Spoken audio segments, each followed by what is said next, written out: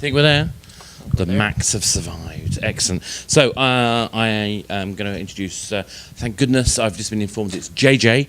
I'm terrible at pronunciation, so forgive me, but JJ I can say. JJ from Capital Media.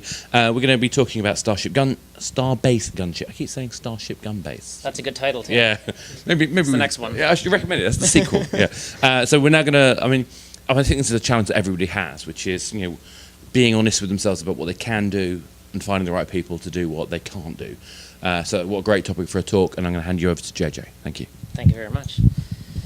Okay, I'm not sure if I even need the microphone. Do I need the microphone? You do, because we're recording. Okay, I do need the microphone. Apologize. Okay.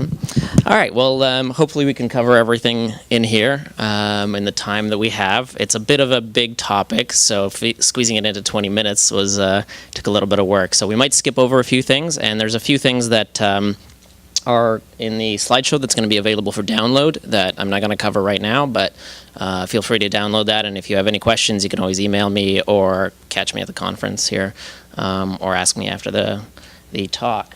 Okay, so let's talk about finding a team.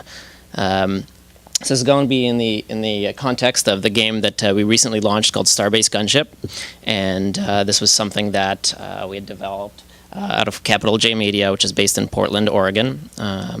We produce games now and web video and films as well. My background is in film production, so for 10 years before I got into games, I did film production, documentaries, TV shows, that kind of thing. So in 2010, we started doing game production, and the first game we launched was Battlefleet. It's an iPad and Mac game. It's a World War II naval strategy game. And sort of got a control scheme similar to something like Scorched Earth or Worms, where you set the angle and the power of your shot, and it's a turn-based battle game that way. To get the game done, this was a first game project, so it was more of an experiment, and I did all of the programming myself, so I learned the hard way of having to figure everything out myself, and then I got a local artist to do the artwork for the game and all the UI design. The game was started in 2010, late 2010, and then we launched in summer of 2011. And it did pretty well. It was a niche sort of game in the App Store, so it had a really nice target audience. It was a small audience, but something that we could get to very easily. The marketing wasn't very difficult for that, and it did well enough that I could see that it was something that we could turn into more of a full business. At the time, it was still not enough to cover an entire business, but it was starting to contribute to that. So now moving on to Starbase Gunship. Once Battlefleet was settled, and I had worked on a few other smaller projects, and I had consulted on a few other people's games, I went back into designing a new game. Starbase Gunship is a sci-fi defense simulation. It's a 3D game, and you play as the role of a gunner of a orbiting gunship around a space station, and your job is to defend it from an alien invasion. When starting this kind of a new project, a new game, one of the first things I wanted to put together is a list of kind of goals. What did I want to accomplish with this game? What did I want to do different than I had done on my previous games? What did I want to learn from this? So one of the first things is I want to make something a little bit less complex. This happens a lot, I think, in indie game development. Your first game ends up being a really big idea and can be very time-consuming, or sometimes it's something that might not even get completed because it's such a big project. So in this case, one of those things was I didn't want to make it mission-based. Battlefleet was a mission and campaign-based game, and designing and scripting missions is a very time-consuming process. So I wanted to go with something that would have more of a wave or an endless type of mode. And I also wanted to improve the graphics and the UI quality. I wanted to have something that would be more of a showcase piece for the studio, and that I'd be able to show clients in the future. I also wanted to use Unity 3D to actually make a 3D game, because Battlefleet was a 2D game, and squeezing 2D into Unity 3D at the time was a little bit difficult, but it allowed me at least to learn the engine. So once I had those goals down and figured out what I wanted to do, I wanted to see for this specific project, what were my strengths at this time, what can I do myself, and what should I not do myself, or what can't I do? So storytelling, coming from a film background, that was something that I was very comfortable with. Design, gameplay, and mechanics is something that I really, that's my core passion about game design. And then project management, something that, again, coming from film production, having managed all kinds of films, music videos, this kind of thing, that was something that came naturally to me as well, putting together a team for those. The Unity ecosystem, by this point, I already had enough experience with it to know the things that were available in the asset store, things that were available on the Unity forums, get to know some people in the system and how that all works together. And then programming. At this point, I had enough programming that I knew I'd be able to make most of this game myself if I needed to, or at least I'd be able to figure out those parts that I didn't know.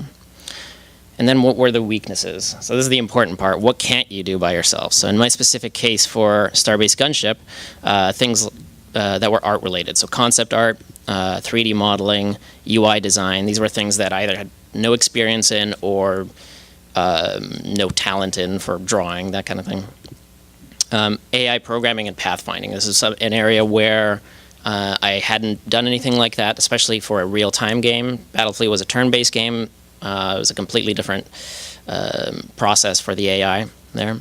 So math. That's another area where I had very little experience or skill in. In this game, because it was a 3D space game, it required a lot of vector math and quaternions, and so I knew I needed to get help with that. Again, this is an indie budget game, so before starting off, I need to figure out what my budget is. So I started off with what I had left over from Battlefleet and money that came from those sales. I didn't want to put much more into that. I wanted to minimize the risk of this project and keep things manageable that way. There wasn't enough budget to hire anybody full-time, so it was myself mostly full-time, not necessarily 100%, but I knew I needed to hire freelancers and put together a team of part-time or freelance people that would be able to help out on specific tasks. Now, to figure out who I needed to hire for that, I took that weaknesses list that I put together, figured out what I needed help with, and prioritized that in terms of what do I need the most help with? What are things that I can take care of myself if it comes down to it? What are the things that I really, really can't? So the way I kind of broke that down in criteria is things that I had no experience or ability in. So some of the art, design, assets, concept art, that kind of thing. What are the things that I have some experience or ability in? These are things that if it came down to it, I could probably do myself, but it would take a lot more time for me to learn those.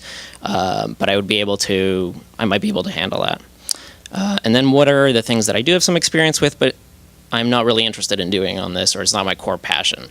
But it's kind of on the lowest priority of being able to find somebody to handle for. So and then putting together a team. This is something that is different, I guess, on every project, and for everybody it might come from different places. Some people have work partners, friends, people you meet at conferences like this. For me, it was a bit of a mix of that. There was a few people that I had worked with on previous things, but for a lot of the roles, I had to find somebody online. So Odesk, Elance, these are online kind of freelancer websites where you can find people for very specific short-term tasks. Unity forums, if you do use Unity, that's a great place to be able to find people to work with and contribute to the project. DeviantArt is a great place to find artists, SoundCloud for musicians. Once I put together, kind of figured out who I wanted to work with, found some people. This is probably comes without saying, but sometimes for indie stuff, you might get so excited into the project, working with someone, you might skip the bit of the contract stage at the beginning. Usually this isn't something that I go with into some sort of big formal contract with lawyers or anything, but some sort of an agreement that at least specifies these basic things to make sure everybody's on the same page. So the next stage, in terms of getting the programming help, I started getting programming help a little bit early in this project, in the prototype stage. Usually the prototype, if you're a programmer yourself, you might end up doing most of that yourself and bring help later on. But in this case, because the the key things that I was missing was the 3D math, pathfinding, and the AI. That was something that was really core to me being able to figure out, is this game going to be fun or not? So I wanted to integrate that into the prototype stage. The things that I learned from that is to be very, very specific with programming tasks, especially if you are already a programmer and you're able to handle some of the programming yourself. And you might be able to integrate the work that they're doing into your work, is being very, very specific of exactly what things they need to program in a sense of describing how it looks, how it should work. Sometimes one of the things that help is even being able to draw out a diagram of how the kind of path for pathfinding, how the paths should look. So specifically, this is kind of a list of things that I told the programmer that I brought on to help with the prototype. Very kind of concise items like this, being able to move a group of ships into orbit around this starbase, allowing me to set custom speeds and orbit distances, so that they would be able to avoid other AI-controlled ships. They could perform evasive maneuvers when they're fired upon, and then after they run out of a certain amount of time, they would ram the starbase, which is how you lose. And doing that, being very specific with those tasks, really helped with that. It didn't leave a lot of room for interpretation for the programmer to go with. So it was something that I could just give them this list, and what I got back was pretty much what I needed to integrate into the game. The other thing with programming work, especially, and if it's going to be on this kind of basis where it's not a permanent employee or a full-time person on there, is having that budget limit for your programming. And programming is often done on an hourly basis, so figuring out with that list of prioritized tasks of things that you need the most help with, set a budget limit, and then when you get to the end of that budget, whatever tasks are remaining are probably going to be the ones you're going to have to do yourself. But at least you won't be left with the most difficult stuff right at the end. I don't know if we really have too much time to show this video.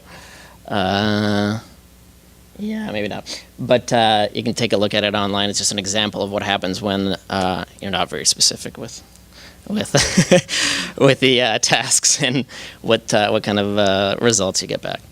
Okay, so the next stage, concept art and the actual designs. This is something that sometimes in indie stage, and I had sort of skipped this process in other indie games, is concept art phase. It's something that it can cost a little bit of money, and something that's tempting to skip over and go straight to the 3D artwork design. But the reason I stuck with it was, one, it gives you something to share with your team, something visual that they can get inspired and excited about. But the main thing is it also saves you a lot of money in the long run, of a lot of back and forth that ends up happening with artists and your designers.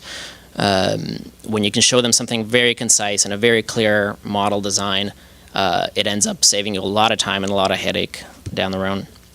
In terms of being able to work with concept art, it's just a matter of finding, what I find helps a lot is finding a lot of examples of things that you like already, putting that together in a list, Evernote or Google Doc list or something, be able to send that to your concept artist. And then one of the things that I always do that I find very important is creating a document that creates sort of the backstory and the history of your environment and your characters and your world. At the concept art stage, especially with artists that I've spoken with, they find it very helpful to be able to know, where are these people coming from, what is this civilization coming from, how are these ships constructed, how did they come to be.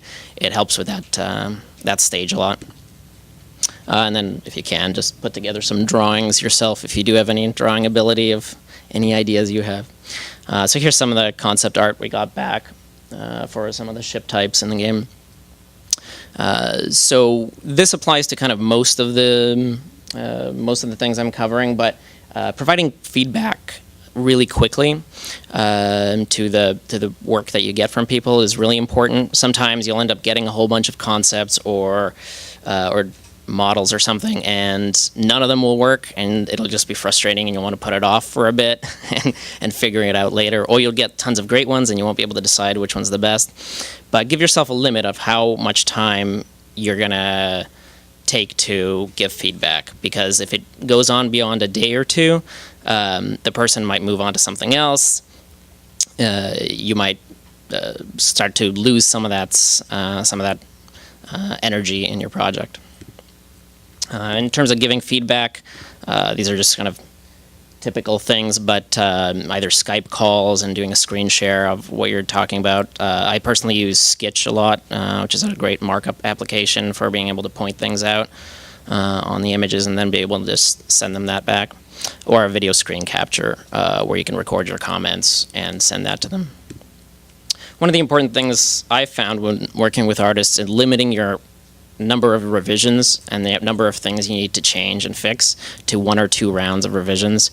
If it goes much beyond that, then something's not working. Either you're not communicating your vision to them clearly, or they're not the right fit to be able to do this for you. And so that's a good indicator also of the kind of relationship you're going to have.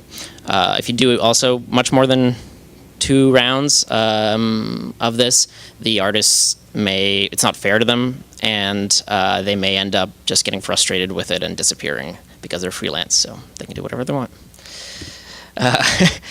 And that's just an example of a bit of feedback of things that wanted removed, changed, and added to one of the designs. Here's an example of a final design that you can then take to a 3D modeler and have something really crystal clear of how do they need to put this together, instead of just a rough kind of concept or idea and leaving it up to them to kind of make it up. This gives them a very clear guideline. Now, getting those art assets back, some of the same stuff applies as the concept art, providing that feedback quickly, having those designs to be very clear. That helps with getting your assets done. And then with 3D models specifically, I found testing them as early as possible in the game, replacing your placeholder art with the models, with the first versions of the models, to see how they look in the game. How does the game lighting affect them? In this case, our ships were very dark, and once you put them into the space background, things started ending up fading into the background, so we had to come up with a little bit of this sort of highlighting color scheme to have them stand out against that. UI, so sort of similar process here. I specifically use Google Docs, so you can use Visio, something to put together a little mock-up of your UI. I find that works really well. Google Docs is great. It lets you comment on all these things, so you could say, describe what all the functions do, and then include a video of the gameplay with those mock-ups. And I say video more than even a build, because it helps you, lets you be able lets you show the specific parts that you need work on, the specific features and timings. Same thing, again, providing feedback over Skype. Just make sure you take notes if you ever provide feedback, and so that you have a record of what kind of changes you guys discussed. Sometimes you'll rely on somebody else to do that, on the other person to do that, but do it yourself as well, so you have that feedback and send it over to them. And then a couple of general notes here. Backup plans. This will happen on every project.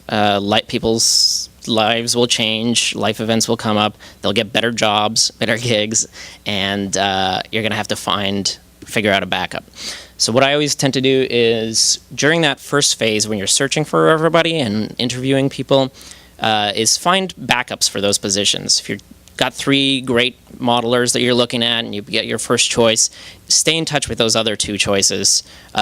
Keep them updated. Let them know that you may have a couple of things coming up for them. You may need a little bit extra help, but at this point, so that you have that relationship if you do need their help afterwards.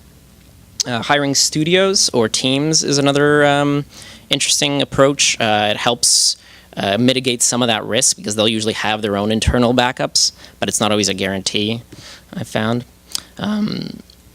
Then one other important thing about all of these processes is try to learn about each of these jobs that other people do and figure out what's the terminology they use, how do they go about their process. Even if you're not going to do any of it yourself, take a 3D modeling tutorial, play some of those videos online and figuring out what's the process that they actually go through to get to that point. What are they talking about when they're talking about normals and shaders and that kind of thing. So if you do this, you'll have a lot more freedom to focus on your project, but you have to be comfortable with the fact that you're going to spend some time managing your team. And the more that you prepare up front for this, the easier it's going to be. So I always find that an extra hour spent preparing up front before I hire somebody is going to save me 10 hours down the road of going back and forth or having to get changes made. Other things that help out with that is setting up systems to be organized. I use Trello to track all of our tasks and features. And then this thing I don't know why I can't seem to explain this enough to people, is file naming conventions. But even if you say it up front, you'll still get new ship.zip 3 months down the line, and you'll have no idea what that file is. Again, provide feedback quickly. And one of the just kind of last things about that is that doesn't mean answer every email as it comes in, because then you'll never get any of your own work done. What I like to do is set 1 or 2 times a day that's going to be my management time. Maybe first thing in the morning, and then at the end of the day, respond to all those emails that need feedback and take care of it at that point. And then the rest of the day, focus on what you need to do. So you're actually doing your own work and the things that you love to do, not just managing all day. And then when you have an extra time left over, make it count. Spend it on making the game better. And that is pretty much it. If you want to check out the video, there'll be a link in the presentation. That's a trailer to Starbase Gunship. And then it's a little bit more about us, capitaljmedia.com. My email, sorry it's not on there, but it's jj@capitaljmedia.com. If anyone has any questions, come up to me afterwards. Great. Thanks, JJ. Thank you very much. Thank you. I think that was a really interesting contrast to a presentation we had earlier today, where we had... Do it all yourself? Well, kind of. There was it was more of a guy who was doing it all himself, and therefore hadn't done things like design documents, and actually helped him in some ways. And I think it was quite interesting to have this as a contrast to that. But I'm not going to waffle. I'm going to let you guys talk. Who's got a question? There's got to be some question. Oh, you go. Guy at the back got beat you by a second. Oh, sorry, guys. I need to get it on the mic, so we got it on the camera. So for people like artists, or even getting contracts with engineers, there might be aspects to those contracts, like you might want to put in the contract, let's do 1 or 2 revisions on each piece and keep it at that. So for finding out those things for each of the different disciplines, were there any resources that gave you useful information about that? I would say there's not specifically any resources that I referred to. It was more from my own experience of working with people in similar fields. I found the general standard of 1 or 2 revisions for a lot of things worked. Doesn't necessarily apply to engineering and programming as much, but for things that are one-off kind of payments, so let's say I'm paying $100 for this design or this concept art or something, and there's no additional fee on top of that, then 1 or 2 revisions is kind of a nice limit. But it's something good to discuss up front and to put in an agreement as well. Sometimes you'll want to put in, if it goes beyond that, 3rd and additional revisions will be an extra rate. Yeah, it's always a difficult one, and I think things have to change, particularly when you discover that you missed out putting the fun in the game, and therefore you've got to go back and make it happen. Yes, absolutely. Yes, I was basically wondering how you go about making sure that the artists or other programmers that you hired are actually cranking out work at the right timeline, and what are some ways to help encourage that work does get cranked out the right timeline, so that we're not wasting money on developers, and developers not wasting time not developing and stuff. Sure, and there's a lot of different practices for that. There's kind of different workflow techniques for that. One of the things that I use specifically in terms of a tool is Trello. It's sort of a visual task board, and I'm a visual person, so that works very well for me. And people are able to then log into that check off the things that they've done, check off the things they're working on, put it into the working on column of that day. And then at the end of that, they're able to leave a comment in that card saying where they're kind of at, what they have left to do, what didn't work on that, and then we can decide whether it's a completed task, and I can move that to the completed column or move it back to something that needs to be done the next day. So that's just kind of a technical tool, but the biggest thing is really communication. So staying in touch over Skype or and over email, and getting updates on every day that somebody is actually working on your project, getting them to update you at the beginning of the day, whether it's like a stand-up meeting type of format where you go over the issues that are coming up or the things that are going to be worked on, or if it's somebody just freelance and they're only working 2 days this week on this thing, let them know that you'd like to know on those days to contact you at the beginning of their day that they're starting off on this project, they're working on this this aspect right now, and here's what they expect to have finished that day.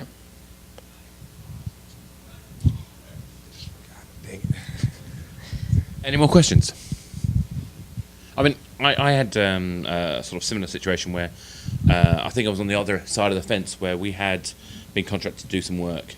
We did the work that we had contracted. They decided to change the scope and then wouldn't negotiate back. And it kind of got to a sort of dead end. I mean, how do you maintain those relationships? Is it and it goes both ways. I mean, how do they maintain relationships with you? I mean, what do you think is the sort of is there a way to deal with it, or is it just let's hope the relationship works out? Well, yeah, I've been on both sides of that as well. I'm on the other side of it right now with a client project, so where some things can change a little bit in the last minute. But what I found is being very clear from the artist or the freelancer side is being very, very clear that, hey, this is a new addition to the project. Is it possible we can get a separate rate for this and negotiate this as a separate issue? And then on the developer or the producer side, knowing that that's going to happen and being very clear with people, and taking that first step to offer that this is going to be, hey, you know what, these 3 ship designs actually don't work in the game. We need to just modify them all and turn them all into spherical type ships or something. Can you take those designs and redo them? I know that it's going to be kind of a new thing. It's not a completely new design, so let's negotiate at kind of like a half rate of what the original one was at, and that leads to a lot of goodwill on both sides. If you as the producer, the manager, can take that first step to make that offer rather than always waiting for somebody else to say it, but also being accepting of the fact that, yeah, that is fair that, they're requesting an extra fee for something because it is a change on my side. And I think also if it goes bad, being not trying too hard to keep repairing it. Sometimes knowing when to quit, I think, is also quite useful. That's a really good point. Yeah, absolutely. Because you can keep going and going and going and run your budget into the hole. Absolutely. Any more questions? Well, on that note, I'll thank JJ very much for his presentation. Thank you. Thank you all for being here.